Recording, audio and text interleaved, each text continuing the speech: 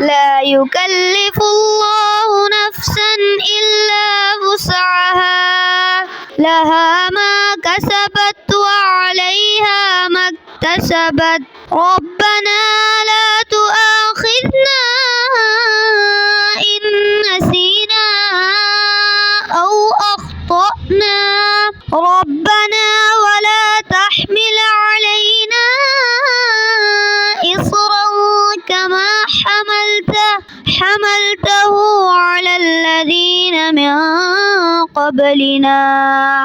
ربنا ولا تحملنا